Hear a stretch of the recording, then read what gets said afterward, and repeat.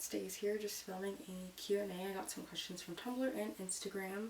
And so the first question I got, so I printed them all out, is, well, how did I get into ABDL?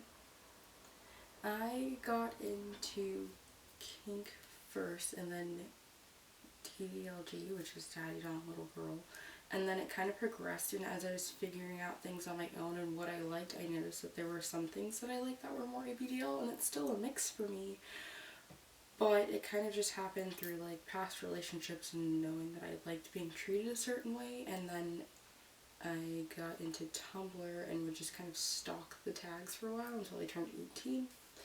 Then I made my own blog and started to do that and started going to events, and just by like talking to other littles and saying things on social media and then like my own readings and research, I kind of figured out I like this mix.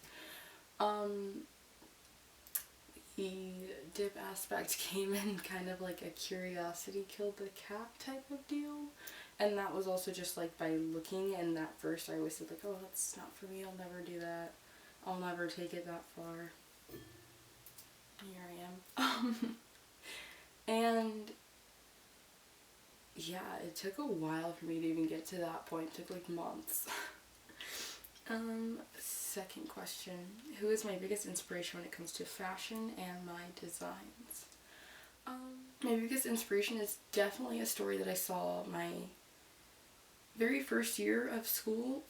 There was someone that had wanted to make t-shirts, and she didn't want to do manufacturing, and she realized that there was kind of a slump in her local economy in her town, so she got out of work farmers to grow cotton. Then she got seamstresses to start making and constructing the t-shirts. So everything happened within one town, from the textiles to the cotton to the seamstresses, and all these people got their jobs back who had lost their jobs to giant corporations, and she was able to create something from her local community and give these people their life passions back. And that's a huge inspiration for me.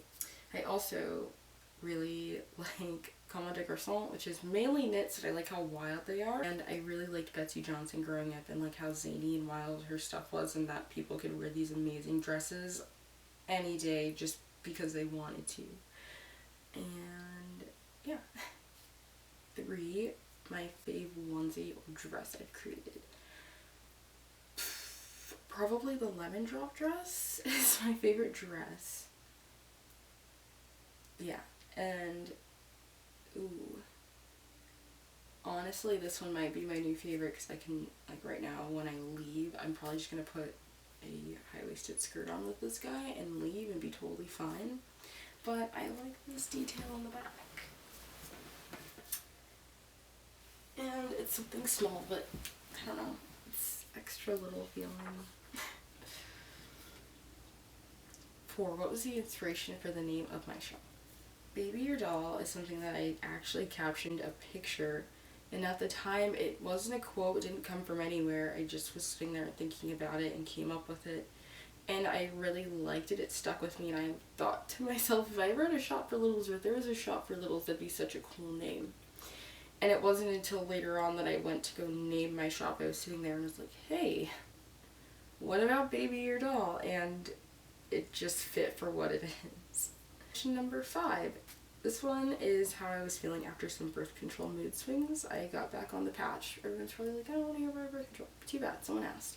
So, for a while I was feeling kind of moody and kind of weird, and it's better now. So what got me into design and wanting to make clothing and accessories for littles? I was in school and was doing a lot of runway designs, and it just didn't seem like me. Like, I couldn't imagine working for a huge corporation or a massive company and just sketching things that'll never happen, or if they do happen, I want to know the people that I make things for. I wanted that personal connection. I didn't want it to be so distant and disconnected.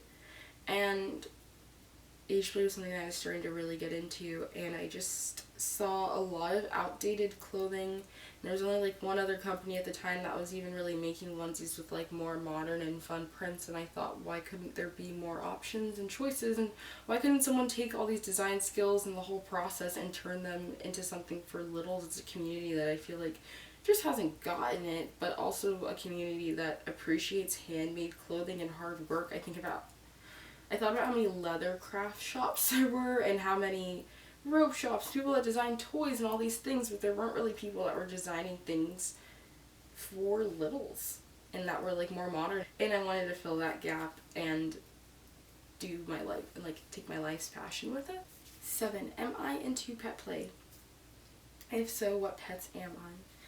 It's something that I've been thinking more about like exploring, but I can't see it becoming like a main thing. But if I did, I'd want to try like bunny play. I have a tail from a friend, and I've been like almost too nervous to take pictures and like try it out. It's something that I want to learn more about, and I feel like I never really know where to go. So if there are any pets out there that want to message me what they know, I'd be really grateful. 8. Do I have a daddy, and what got me into being a little? I do not have a daddy right now, and being little is something that, I don't know, it's kind of a way for me to relax at the end of the day or when things are stressful, or kind of a treat if I'm getting a lot of things done. But it started out, like, some little things were always comfort items. I remember being 9 and asking for sippy cups for my birthday, and carrying them around like shamelessly for probably until I was like 12, and then I kind of stopped. It was just something that brought comfort and that I liked and made me feel secure, and I kind of started to chase after that again in college, especially like living in a new city. You want new comforts, especially if you're missing friends and family and all that. 9. Am I asexual? Little. The most. It is definitely, for some people, it's a non-sexual safe space, and it's not for me at all. I'm a really kinky person. Monogamous, and would I date a fellow little? I will fall in love with a little and then realize like 2 subs do not make a relationship. Like, I can't function. I feel like they don't get what they need and I don't get what I need, and we're both not fulfilled. I could do a switch relationship, but I don't think I could do dating a full-on little. And as far as monogamy goes, I feel like all of last year was very poly for me, and this year I really, really want a primary partner.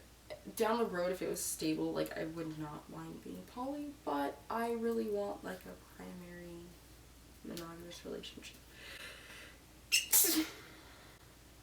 Okay. 11. How often do I wear in public? Not very much at all. In terms of like pull-ups though, pretty often, but those are just really easy to hide. It doesn't even really feel like wearing. They're just like comfortable underwear at this point in my life. 12. My favorite stuffy. And I'm like a number 1. Well, right now it's kind of Ollie. Ollie's my new koala. And then Bun Bun Jr. is also one of my favorites, and so is Bunny. Can you tell how original I am? Bunny and Bun Bun. These 3 are the ones who've been like on my bed the most lately. I go through phases. Lammy's always my homegirl. She's probably my favorite ever. She's in the office because she sits in there while I work, so I work with her on my chair or like on my lap all day. But yeah. And 13. My favorite princess. My favorite princess is probably Tiana, because she's all about working hard to get to where you want to be. Like, she did not wait for someone to come in and rescue the day. She was like, nah, I got a plan, I'm sticking to it, and it means the world to me. Like, those kinds of work ethics are like what I'm about.